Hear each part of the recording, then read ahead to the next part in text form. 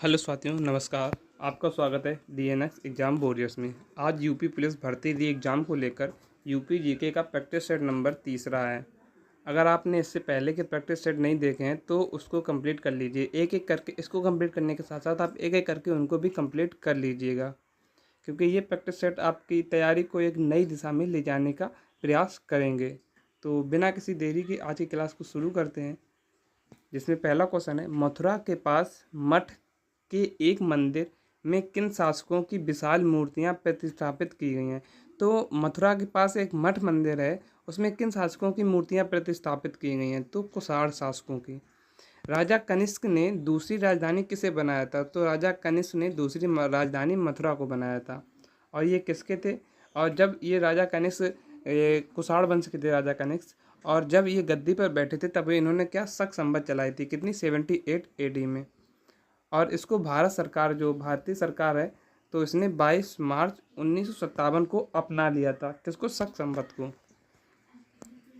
दूसरा क्वेश्चन है, उत्तर प्रदेश में कुंभ मेले का उत्सव किन नदियों के संगम पर मनाया जाता है। तो आप सभी को पता है कि प्रयागराज में कुंभ किन नदियों के, गंगा, यमुना और पौराणिक जो सरस्वती है, इन तीन नदियों के जो संगम होता है वहीं पर क्या, कुंभ मेले का आयोजन होता है। और कुंभ मेला कहाँ, तो भारत में 4 जगह पर लगता है और 12 साल में एक बार लगता है। कितने साल में, 12 साल में एक बार।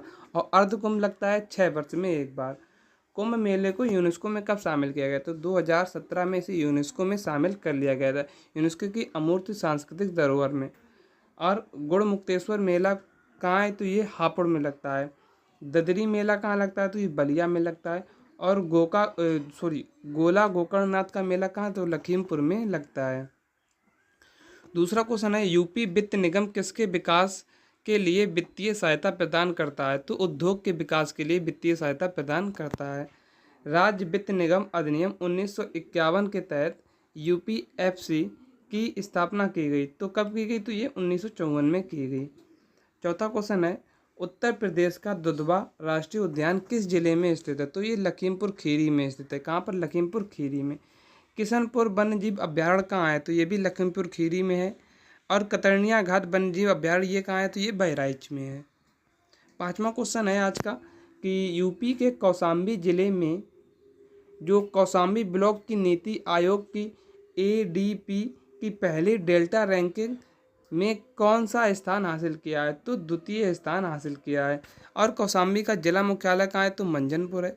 और ये जो 16 महाजनपद थे उसमें वत्स की राजधानी हुआ करती थी। और जैनियों और बौद्धियों का जो पवित्र तीर्थ स्थल है, इसे क्या, कौशाम्बी को ही माना जाता है।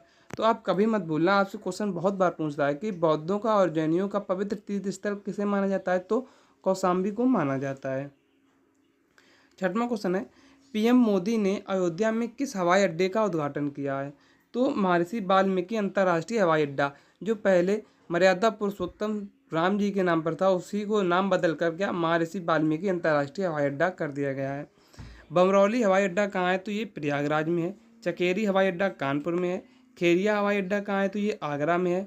अगर पूछा जाए साबा हवाई अड्डा कहाँ है, तो ये सहारनपुर में है। भीमराव अम्बेडकर हवाई अड्डा कहाँ है, तो ये मेरठ में है। और उत्तर प्रदेश में टोटल कितने, तो 5 अंतर्राष्ट्रीय हवाई अड्डे हैं। कितने, 5। सातवां क्वेश्चन है, उत्तर प्रदेश में ऑनलाइन वित्तीय धोखाधड़ी रिपोर्ट करने हेतु व्यक्तियों के साइबर हेल्पलाइन नंबर से शिकायत करने का समय कितना है। तो 24 घंटे के भीतर है। कितने, 24 घंटे के भीतर। आठवां क्वेश्चन है, किस क्रिकेटर ने खेलों के उत्कृष्ट प्रदर्शन के लिए 2023 का अर्जुन पुरस्कार जीता है। तो मोहम्मद शमी ने। किसने, मोहम्मद शमी ने। ये कहाँ है, अमरोहा के हैं। कहाँ के, अमरोहा के हैं। और पारुल चौधरी, ये भी उत्तर प्रदेश के मेरठ की हैं, जिसे क्रीड़ा राजधानी भी कहा जाता है। ये एथलीट्स हैं।